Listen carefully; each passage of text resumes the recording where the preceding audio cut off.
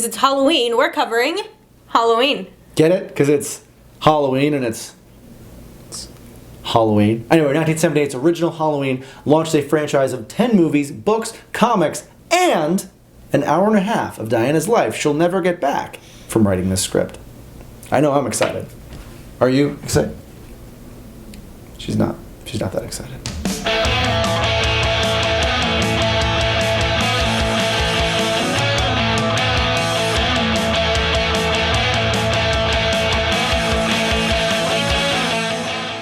On a dark night in 1963, 6-year-old Michael Myers stabs his older sister to death. He's put in a sanitarium and goes catatonic for the next decade and a half as Dr. Loomis tries to treat him.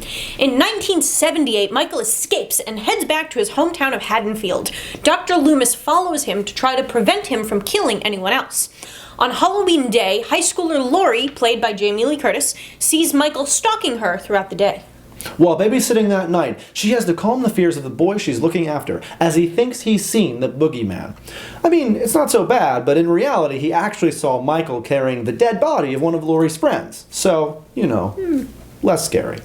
Michael goes on to murder more people and finally turns to Lori. Lori stabs him, Dr. Loomis shows up and shoots him, and Michael falls out of a window, but his body is never found. I'm sure they got him, though, I'm sure he's dead. There's no way he's coming back for 9 more movies. Kill me.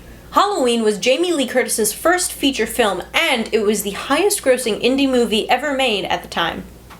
Halloween 2 picks up exactly where the first movie left off, with Laurie being rushed to the hospital while Michael looks for shelter so he can nurse his injuries and go into hiding, as Dr. Loomis and the town sheriff are after him. While Laurie is in the hospital, she has flashbacks of visiting a young boy in a mental institution. Michael goes to the hospital to find her, killing a security guard, an ambulance driver, 2 nurses, and the head physician in the process. Dr. Loomis learns that Laurie's actually Michael's younger sister. Laurie tries to get away when she notices that none of the phones in the hospital are working. She's just barely saved by Loomis, and after a chase, she shoots out Michael's eyes, and Loomis sacrifices himself to save Laurie. Also, Laurie has a boyfriend in the movie, but he's kind of useless because he spends most of it unconscious. Halloween 3, Season of the Witch, doesn't have Michael Myers in it, so we just say skip it. Anyway, Halloween 4, The Return of Michael Myers, features, you guessed it, the return of Michael Myers. So just kind of a side note here, Halloweens 2 and 3 use Roman numerals, and then Halloween 4 actually uses the number 4 in the title, and this is one of those things that just, you shouldn't do it. And I realize that the Halloween franchise isn't all that big on continuity to begin with, but this is something that we should really be concerned about. Ginger These are snap. issues. Ginger snap. Surprise! Michael Myers isn't actually dead. He survived the explosion from Halloween 2 and has been in a coma ever since. Also, it's 1988 and Laurie is dead, but she has an 8-year-old daughter named Jamie that Michael's after because he needs someone to come after. Also, Dr. Loomis is not dead in the interest of fairness. People have a really hard time dying in this franchise, as we'll learn later. On Halloween night, Michael Myers manages to kill power to the whole town. He also kills the entire police force. Anywho, the surprisingly not dead Dr. Loomis finds Jamie, Laurie's daughter, and her foster sister Rachel to warn them about Michael.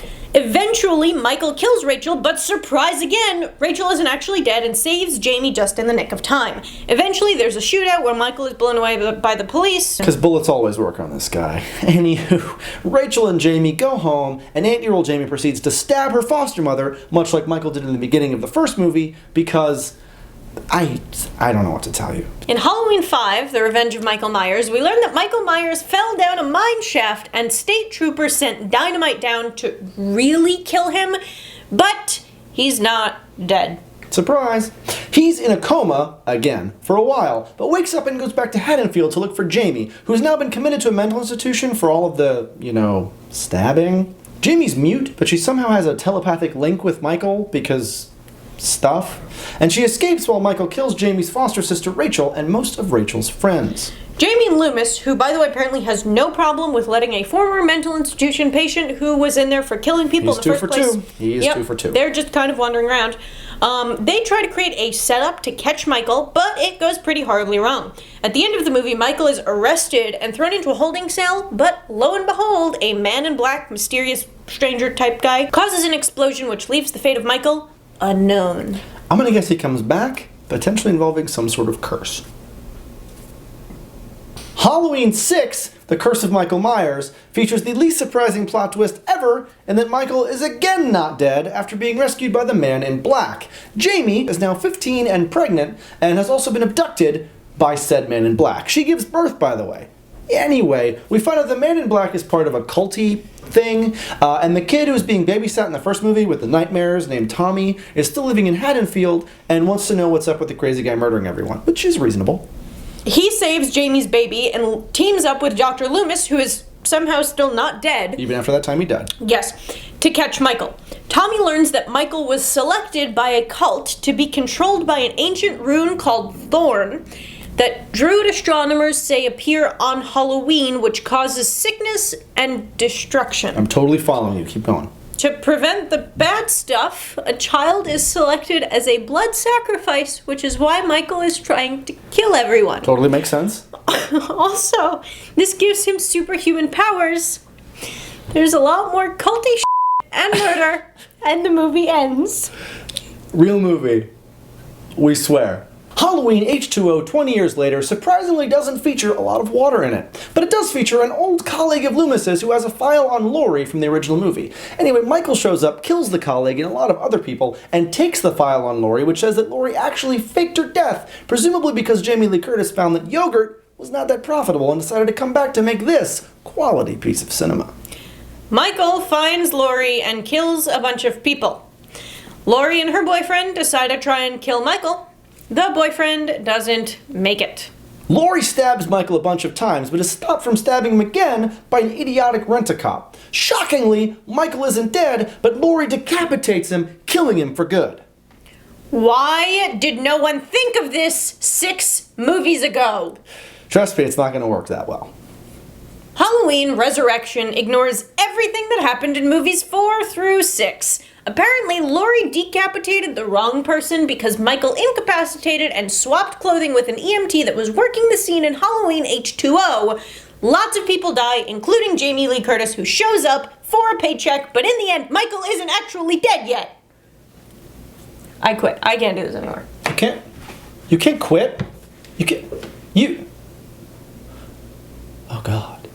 Halloween from 2007 and Halloween 2 from 2009 were remakes, but they sort of lacked the pizzazz and panache of the original. Don't you think so, Diana? Diana? Due to its shoestring budget, the prop department on the original Halloween had to use the cheapest mask they could find in the costume store, a Star Trek Captain Kirk mask. They spray painted the face white, teased out the hair, and reshaped the eye holes. William Shatner admitted that for years he had no idea his likeness was used in the film. Homework. Definitely check out the original Halloween, but you'll want to avoid everything else. All of it. The original Halloween inspired many classic horror films of the 1980s, including Friday the 13th and Nightmare on Elm Street. Are you the one person who actually enjoyed Halloween 6? And why? What's your deal? Let us know in the comments below, and make sure you subscribe above for future episodes. I just realized that this is just a drawing, so I'm going to try and find the actual Diana, and I guess it'll be some sort of epic quest. Might take a little while. I guess I'll put the show on some sort of indefinite hiatus. I guess I'll do a vlog on that later or something. Anyway,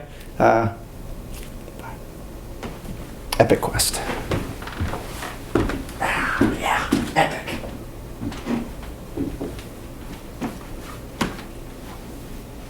I know where Michael went. I just needed a minute. Twitter, Facebook, geekcrashcourse.com. I'm gonna go find Michael.